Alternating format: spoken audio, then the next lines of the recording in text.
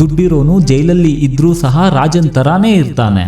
ನನ್ನ ಹತ್ರ ದುಡ್ಡಿಲ್ಲಪ್ಪ ಅನ್ನೋನು ಅರಮನೆಯಲ್ಲಿದ್ರೂ ಬಿಕಾರಿನೇ, ಯಾಕಂದ್ರೆ ಅವನ ಹತ್ರ ದುಡ್ಡಿಲ್ಲ, ಸೊ ಬಿಕಾರಿ ಅನಿಸಿಕೊಳ್ತಾನೆ. ಬೀದಿಲಿ ಭಿಕ್ಷೆ ಬೇಡೋ ಭಿಕ್ಷುಕನಿಗೂ ಬೇಕಾಗಿರೋದು ದುಡ್ಡೇ. ಅರಮನೆಯಲ್ಲಿ ಕಾಲ್ ಮೇಲೆ ಕಾಲ್ ಹಾಕೊಂಡು ಕುತ್ಕೊಂಡಿರೋ ಶ್ರೀಮಂತನಿಗೂ ಬೇಕಾಗಿರೋದು ದುಡ್ಡೇ. ಆದ್ರೆ ನಿನ್ನ ಹತ್ರ ಮಾತ್ರ ದುಡ್ಡಿಲ್ಲ, ಯಾಕೆ ಗೊತ್ತಾ? ನೀನು ದುಡ್ಡು ಮಾಡಬೇಕು, ರಾಜನ್ ಥರ ಬದುಕಬೇಕು. ನಿನಗೆ ದುಡ್ಡು ಎಷ್ಟು ಮುಖ್ಯ? ನೀನು ಹುಟ್ಟಿದಾಗಿನಿಂದ ಸಾಯೋವರೆಗೂ. ಇದನ್ನ ನೆನಪಿನಲ್ಲಿಟ್ಟುಕೋ, ನೀನು ಹುಟ್ಟಿದಾಗಿನಿಂದ ಸಾಯೋವರೆಗೂ. ಇನ್ನೂ ಹೇಳಬೇಕೆಂದರೆ ನೀನು ಸತ್ತ ನಂತರವೂ ನಿನಗೆ ದುಡ್ಡೇ ಬೇಕು.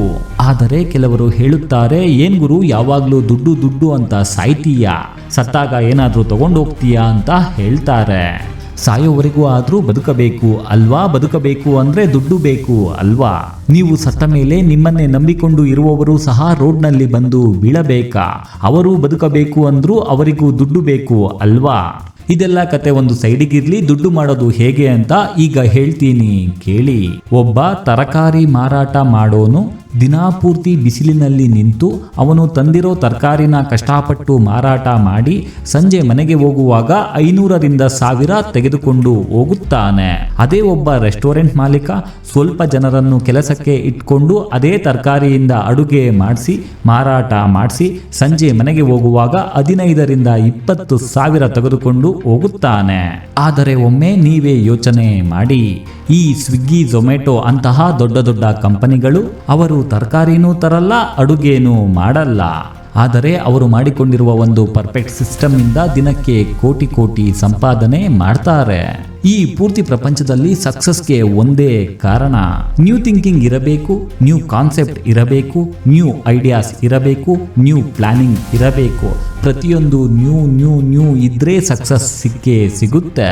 ಸುಮ್ಮನೆ ಮನೆಯಲ್ಲಿ ಮಲ್ಕೊಂಡಿರೋದು, ಆದಿ ಬೀದಿಯಲ್ಲಿ ಫ್ರೆಂಡ್ಸ್ ಜೊತೆ ಸುತ್ತಾಡೋದು, ಸಂಬಂಧಿಕರ ಮನೆಯಲ್ಲಿ ಏನೋ ಫಂಕ್ಷನ್ ಇದೆ ಅಂತ ಅಲ್ಲಿಗೆ ಹೋಗೋದು, ವಾಪಸ್ ಮನೆಗೆ ಬರೋದು, ಲೈಫ್ನಲ್ಲಿ ಏನು ಮಾಡದೆ ಸುಮ್ಮನೆ ಖಾಲಿ ಕುತ್ಕೊಳ್ಳೋದು, ಮನೆಯಲ್ಲಿ ಅಪ್ಪ ಅಮ್ಮನಿಗೆ ಹುಷಾರಿಲ್ಲ ಅಂತ ಸಿಕ್ಕವರ ಬಳಿ ಹೋಗಿ ಸಾಲ ಕೇಳೋದು, ಬ್ಯಾಂಕ್ನಲ್ಲಿ ಸಾಲ ಮಾಡೋದು, ಆ್ಯಪ್ಗಳಲ್ಲಿ ಲೋನ್ ತಗೊಳ್ಳೋದು, EMIನೂ ಕಟ್ಟೋಕೆ ಆಗದೆ ಮೊಬೈಲ್ನ ಸ್ವಿಚ್ ಆಫ್ ಮಾಡಿಕೊಳ್ಳೋದು.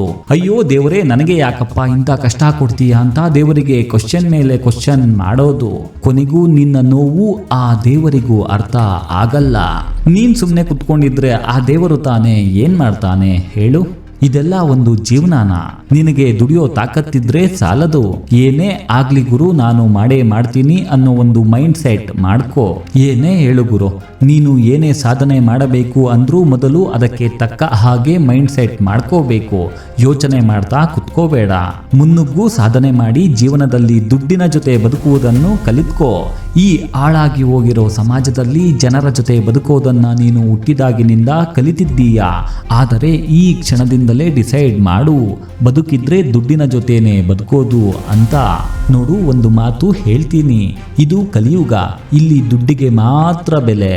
ನಿನ್ನತ್ರ ದುಡ್ಡಿಲ್ಲ ಅಂದ್ರೆ ದುನಿಯಾದಲ್ಲಿ ನೀನು ಎಲ್ಲಿಗೆ ಹೋದ್ರೂ ಯಾರೂ ಸಹ ನಿನಗೆ ರೆಸ್ಪೆಕ್ಟ್ ಕೊಡಲ್ಲ. ದುಡ್ಡಿಲ್ಲ ಅಂದ್ರೆ ಮದುವೆ ಆಗೋಕ್ಕೂ ಯೋಚನೆ ಮಾಡ್ತಾ ಕುತ್ಕೋಬೇಕು ಅಷ್ಟೇ. ಇರೋದು ಒಂದೇ ಲೈಫ್. ಈ ಒಂದು ಲೈಫ್ನ ಎಂಜಾಯ್ ಮಾಡಬೇಕು ಅಂದ್ರೆ ಮೊದಲು ದುಡ್ಡು ಮಾಡಬೇಕು. ನೀನು ಎಲ್ಲಿಯವರೆಗೂ ದುಡ್ಡು ಮಾಡಲ್ವೋ ಅಲ್ಲಿಯ ತನಕ ನಿನ್ನ ಲೈಫ್ ಬದಲಾಗಲ್ಲ. ನೀನು ಏನಾದರೂ ಬಿಸ್ನೆಸ್ ಮಾಡಬೇಕು ಅಂತ ಡಿಸೈಡ್ ಮಾಡಿದ್ದೀಯಾ? ಸ್ಟಾರ್ಟ್ ಮಾಡು. ಯಾರ ಸಲಹೆಯನ್ನು ತಗೋಬೇಡ, ಯಾರ ಸೂಚನೆಯನ್ನು ತಗೋಬೇಡ. ಲಾಸ್ ಆದರೂ ಮತ್ತೆ ಶುರು ಮಾಡು. ಬಿಸ್ನೆಸ್ ಅಂದರೆ ಯಾವಾಗಲೂ ಲಾಭನೇ ಇರೋದಿಲ್ಲ, ನಷ್ಟನೂ ಜೊತೆಯಲ್ಲೇ ಬರ್ತಾ ಇರುತ್ತೆ. ನಿನಗೆ ಇಷ್ಟವಾದ ಬಿಸ್ನೆಸ್ಸೇ ಮಾಡು. ಜನ ಏನಂತಾರೆ ಅಂತ ಯೋಚನೆ ಮಾಡ್ತಾ ಕುತ್ಕೋಬೇಡ. ಧೈರ್ಯವಾಗಿ ಮುನ್ನುಗ್ಗೋದನ್ನು ಕಲಿತ್ಕೋ. ಸೋತವರು ಸಹ ಮತ್ತೆ ಗೆದ್ದು ಇತಿಹಾಸವನ್ನು ಬರೆದಿದ್ದಾರೆ, ಮರಿಬೇಡ. ನಿನ್ನ ಹತ್ರ ದುಡ್ಡು ಅನ್ನೋದು ಒಂದು ಇದ್ರೆ ಸಾಕು, ನಿನ್ನನ್ನು ಕ್ವಶನ್ ಮಾಡೋರು ಯಾರೂ ಇರೋದಿಲ್ಲ. ಮೊದಲು ದುಡ್ಡು ಮಾಡು, ಆಮೇಲೆ ಎಲ್ಲರೂ ನಿನ್ನ ಮಾತನ್ನ ಸುಮ್ಮನೆ ನಿಂತ್ಕೊಂಡು ಕೇಳ್ತಾರೆ. ನಿನ್ನ ಸಾಮ್ರಾಜ್ಯಕ್ಕೆ ನೀನೇ ಬಾಸ್. ನೀನು ದೇವರನ್ನ ನಂಬ್ತೀಯಾ ಅಂದರೆ ಇದು ಒಂದನ್ನು ಮಾತ್ರ ಕೇಳು ಸಾಕು. ಜಾಸ್ತಿ ಏನೂ ಬೇಡ ದೇವರೇ, ಈ ಸಣ್ಣ ವಯಸ್ಸಿನಲ್ಲೇ ಸ್ವಂತ ಸಾಮ್ರಾಜ್ಯ ಕಟ್ಟುವಷ್ಟು ಶಕ್ತಿ ಕೊಡು ಅಂತ. ಯಾಕೆ ಅಂದರೆ ದುಡ್ಡು ಒಂದು ನಿನ್ನ ಹತ್ರ ಇದ್ದರೆ ಬೇರೆ ಎಲ್ಲ ಅದೇ ನಿನ್ನನ್ನು ಹುಡುಕಿಕೊಂಡು ಬರುತ್ತೆ. ನೋಡು, ಸರಿಯಾಗಿ ಕಣ್ಬಿಟ್ಟು ನೋಡು, ಈ ಸಮಾಜದಲ್ಲಿ ದುಡ್ಡಿರೋರು ಹೇಗೆಲ್ಲ ಬದುಕ್ತಾ ಇದ್ದಾರೆ. ಎಲ್ಲೇ ಹೋದ್ರೂ ರಾಜ ಮರ್ಯಾದೆ ಕೊಡ್ತಾರೆ ಜನ ದುಡ್ಡಿರೋನಿಗೆ. ದುಡ್ಡು ಮಾಡೋದನ್ನ ಕಲಿ ಅಂತ ನಾನು ನಿನಗೆ ಹೇಳ್ತಾ ಇಲ್ಲ, ಈ ಕ್ಷಣದಿಂದಲೇ ದುಡ್ಡು ಮಾಡೋಕೆ ಶುರು ಮಾಡ್ಕೋ. ಮತ್ತೆ ಮುಂದಿನ ವಿಡಿಯೋದಲ್ಲಿ ಸಿಗ್ತೀನಿ. ಇದೇ ರೀತಿ ಪ್ರತಿದಿನ ನಾನು ಬರ್ತೀನಿ ನಿನ್ನ ಮೋಟಿವೇಟ್ ಮಾಡೋಕೆ. ಅದಕ್ಕಾಗಿ ಈಗಲೇ ಈ ವಿಡಿಯೋನ ಒಂದು ಲೈಕ್ ಮಾಡಿಕೊಳ್ಳಿ, ನಮ್ಮ ಚಾನಲನ್ನು ಈಗಲೇ ಸಬ್ಸ್ಕ್ರೈಬ್ ಮಾಡಿಕೊಳ್ಳಿ.